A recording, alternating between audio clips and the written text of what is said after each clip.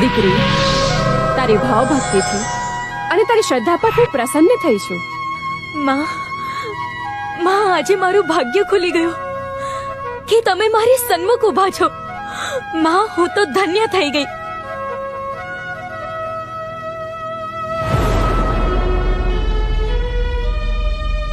લે આ દિવ્ય કમંડળ.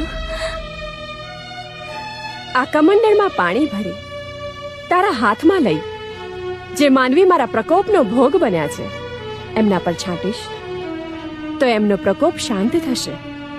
આ મારું વચન છે દીકરી. હું તારા બધા જ દુઃખ દૂર કરીશ. માં, તમારા દર્શનથી હું અતિ પાવન થઈ ગઈ છું. મારા અંતર્મનની બધી જ આશા પરિપૂર્ણ થઈ ગઈ છે ને માં, તમારા પ્રતાપે મારા દીકરા ચેતનને નવું જીવન મળ્યું છે. માં,